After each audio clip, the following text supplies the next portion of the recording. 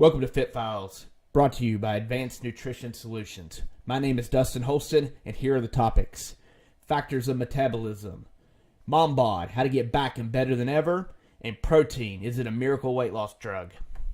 So factors of metabolism, a lot of people talk about how their metabolism's slow, or he's got a fast metabolism, or she's got a fast metabolism because they're skinny. But all metabolism is the process in which your body turns what you eat and drink into energy. That's the most basic form of what metabolism is. Now, unfortunately, some people do have a faster metabolism than others, and there are what I call 5 factors that weigh in on how the metabolism works. 2 of which, unfortunately, there's nothing we can do about. So the first one's age. Unfortunately, as we age, our metabolism slows down. Really nothing, you're not getting any younger. Every day you're getting older. So there's not a whole lot you can do there. Second, gender. Sorry, ladies, but unfortunately, women's metabolisms are slower than men. A lot of this has to do with hormonal processes, your ratio to estrogen to testosterone versus men's ratio testosterone to estrogen. We're made to have more muscle mass, which we'll get into that here in a second. So with the first 2 of the factors, there's really not a whole lot you can do. Now, number 3, muscle. So the more muscle you have, the more calories you can burn, which increases your metabolism. So if we can get you to have more muscle, you're going to burn more calories. Your metabolism is going to magically rise. Muscle is great because it burns calories at rest. So while I'm sitting here right now, my muscles are using energy to stay alive, so to speak, while I'm just sitting here talking on the mic. The fat that I have does take up energy, but it's much, much, much less. I mean, we're talking about a really, really slow process. So this is why those that are bigger, who have more fat, are going to show to have slower metabolism. Number 4, hydration. So a lot of people forget about this, and it blows my mind, but water is so freaking important when it comes to increasing your metabolism and get healthier. I have a group with over 1,000 people that I help out, and I've been training folks for about 15 years, and it's so much more likely for someone to contact me and say, hey, what's the best fat burner out there right now, versus, hey, how much water should I be drinking? And it's just insane. Studies show that drinking a glass of water 30 minutes before a meal causes much more weight loss and keeps you fuller than not drinking water. Not to mention, if you're dehydrated, your body will slow down your metabolism to focus on other critical processes within the body. So, just increasing water alone is going to help increase your metabolism. Something that costs a minute amount coming out of your spigot is going to help you lose weight. It's crazy, but it's true. Most of the time when I tell my weight loss clients, or any of my clients, no matter what their goals are, whether it's weight loss or muscle gain, to drink at least 100 ounces of water a day, and that's at a minimum. If you're on a fat burner or you're someone that sweats a lot, you probably need to be pushing at least a gallon a day at a minimum. Last and not least, a factor that you can definitely change is activity. So your activity level factors into your metabolism. So if you're sitting at a desk job like I do, and you're sitting there, you're not burning a whole lot of calories. My buddy Tom Walls owns a construction company. He's up on houses, he's carrying crap, he's, constantly moving. He's going to burn a whole lot more calories than the average person. One thing that we can all do is be more active. We're not talking about you just have to go to the gym or have to get on a treadmill or whatnot. We're just talking about going for a walk. We're talking about playing with the kids. We're talking about picking up a sport, shooting basketball. All these are activities that we can do to increase our activity. Activities we can do to increase our activity to help spur our metabolism. 3 tips real quick to finalize this subject. Work out 3 to 5 days a week. Again, this doesn't mean going to the gym. This is just, doing an activity for 20, 30 minutes at a minimum. Drinking at least a minimum of 100 ounces a day to keep hydrated and to help spur your metabolism. And last but not least, protein. Protein helps build lean muscle, helps repair injuries and tendons and all that good stuff. And it's also the last macronutrient to turn to fat. So it's going to help you build more muscle. We're not talking about Arnold Schwarzenegger here. We're just talking about lean, toned muscle that'll end up having you burn more calories and increasing your metabolism. So when I asked my weight loss group what topics to do, one that came to mind for a lot of them was Mombod, how to get back and better than ever is what they called it. And it hits home personally because my wife and I just had a child 2.5 months ago, little Aiden, and many of our friends are also new mothers and fathers, which is phenomenal. And first I want to say, and this is funny, at least I think it is when I wrote it, but ladies from the male delegation, I want to thank you for life. You are literally growing a human inside you for 9 months, then spitting it out, then taking care of it, fighting sleep deprivation, depression, and crazy hormones. Us men are much appreciative. But no, it is crazy. A lot of things go on when you have a child, and you gain weight, your hormones go crazy, and then even after you have the child, there's still crazy hormones, and you're not sleeping, and you're not focusing on yourself, and you're putting your child first, which is of course important. But we need to get to a day that it's time to concentrate on mom, and I think that's the first step, is to realize that what my wife said last night is a healthy mommy is essential for a healthy baby. So you got to take care of yourself, and you don't. And I see this all the time. Of course, people they reflect back after having a child 2 or 3 years later, and they've gained 50 or 100 pounds, and they're like, "Wow, I really need to do something about this." And so the key thing is whether you had a child 2 weeks ago or 20 years ago, relax. We're gonna get you through it. We got a game plan. So first and foremost, moms need me time. So, your child's going to nap. You don't have to look over top of him. You don't have to hold him. Put him in a bouncy, put him in a playpen or crib or whatnot. And find activities that you can do while he naps. So if he takes an hour nap, you can spend half that time, doing some activities. I got, at-home workouts, or Christina uses resistant bands right now. She had an emergency C-section, so she kind of got to watch with the weights, but she's been killing the resistant bands, which I can share the workout after this podcast. But, you got to find time for that. But here's a few steps that I would tell anybody who's wanting to make a lifestyle change who has recently had a child. One, you're going to have to get your family on board with the lifestyle change. It's really, really difficult if your husband or significant other isn't on board with your weight loss. They'll almost sabotage you. Like, ooh, I'm eating cake. It's 8:30 at night, and you're eating carrots. So you kind of got to say, hey, look, we're going to have some healthy recipes, but they're going to taste great, and we're going to get healthy together. Or if you don't want to get healthy, that's fine, but, I want you to be here for me.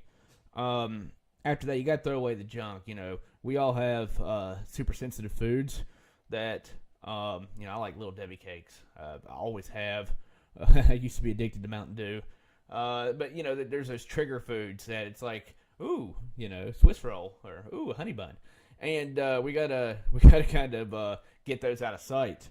As mentioned on the metabolism topic earlier, you got to get up to 100 ounces of water. It's just so important, especially for new moms, to make sure they stay fully hydrated, because you're more likely to be dehydrated after giving birth than hydrated.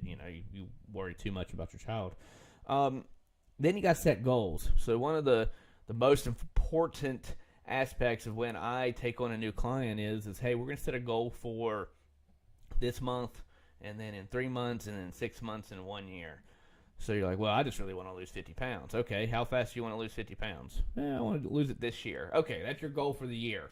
So to get to 50 pounds in 6 months, you really need to be above 25 pounds weight loss to be realistic at 6 months.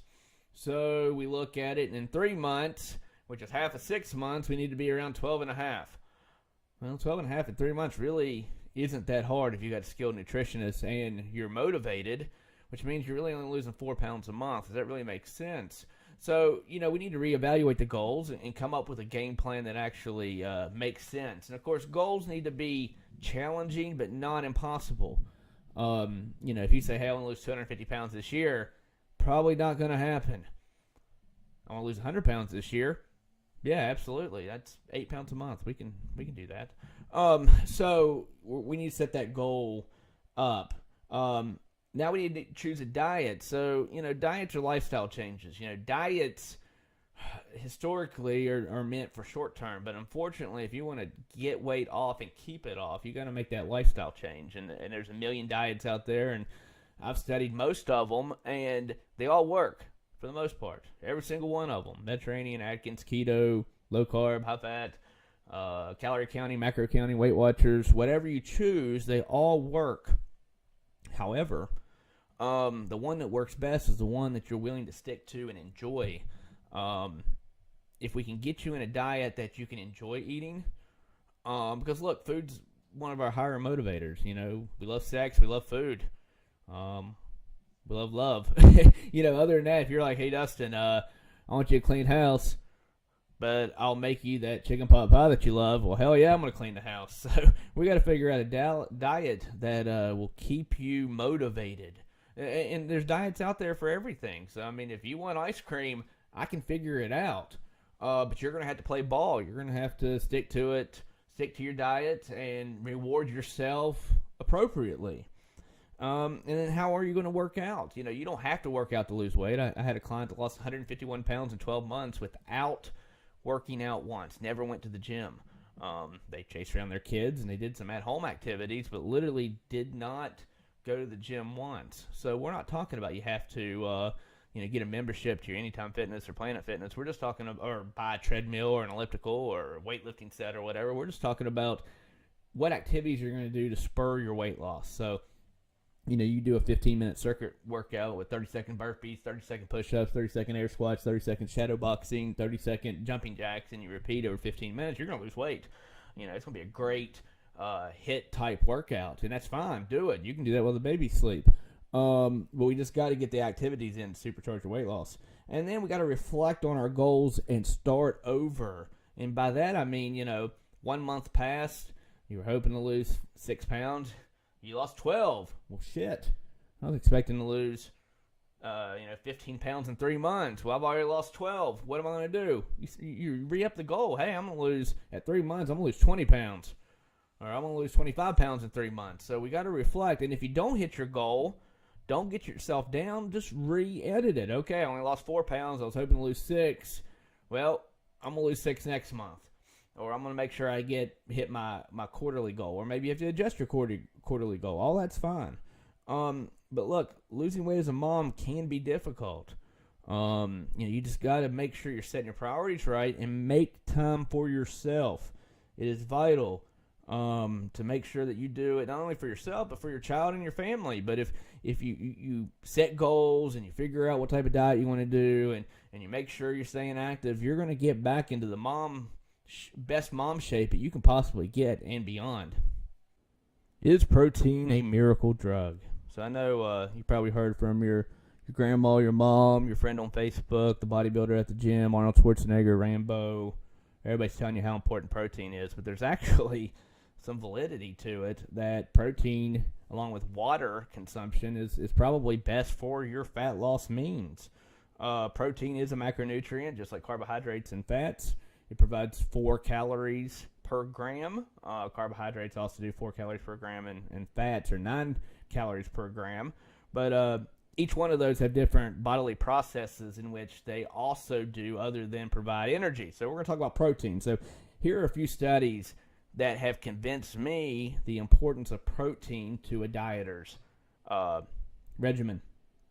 Number 1, studies show high protein diets, and we're talking about diets that have at least 30% of the calories coming from protein, cause the dieter to eat less by about 441 calories per day. So there's this kind of old adage that says if you want to lose a pound a week, you need to eat 500 calories less a day. So just by going to a high protein diet, your body basically automatically will stop start eating less. This has a lot to do with appetite, which is the second study. There's a hormone called ghrelin, and ghrelin's kind of cool, and it does have some benefits, but, from an evolutionary standpoint, thousands of years ago, our ancestors probably needed ghrelin much more for appetite increases than now. So, our ancestors sometimes went days without food, and ghrelin would peak after a fefew days of not eating or not eating very much and go, hey, you really need to get some food. So the person would get really, really hungry. What we're learning is you've been dieting, you're doing great for 3 or 4 days, and all of a sudden ghrelin peaks, and it makes you really, really hungry, and it's really, really hard to tell ghrelin no. But what we learn is a 2009 study showed that high-protein diets actually decrease ghrelin. So we're actually getting some appetite suppression from suppressing the ghrelin. So we're going to be less hungry, and we're going to eat less calories. But I think the best study was a study done that said, basically, although calories are calories from an energy standpoint, study actually put people on 2 different diets. One was a high-protein diet and one was a high-carbohydrate diet, but both of them ate the same amount of calories. And what they found was the high-protein diet lost 43% more fat than the high-carbohydrate diet. So we're saying, hey, if you and I both eat 2,000 calories and most of mine comes from protein and most of yours comes from carbohydrates, I'm going to lose more fat. Well, I mean, the science is there. I mean, that's, to me, with those 3 studies and from, countless people I've worked with, the importance of protein. Now, what suggested proteins? I really like meat-based proteins, like dairy, I like eggs.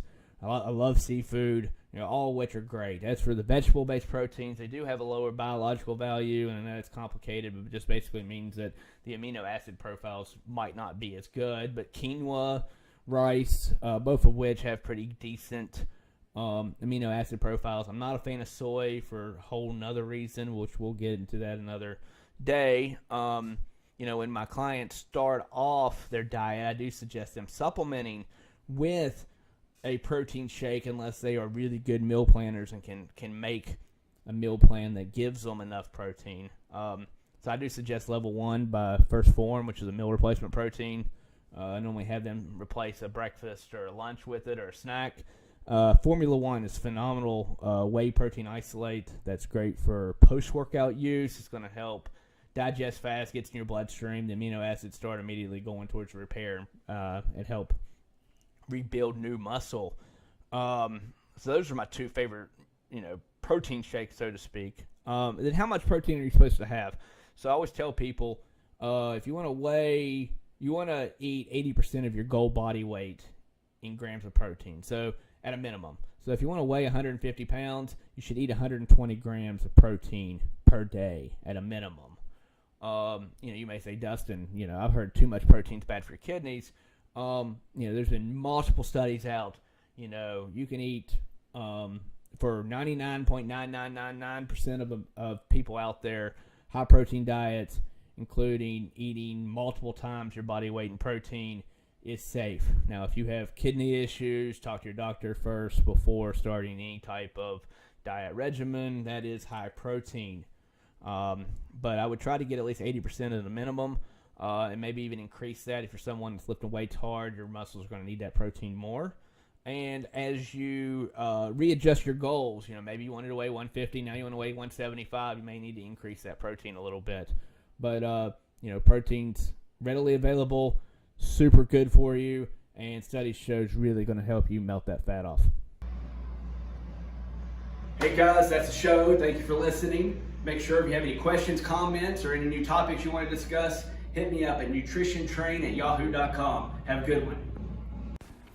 Dustin is not a doctor. Please consult a doctor before starting any diet or workout plan.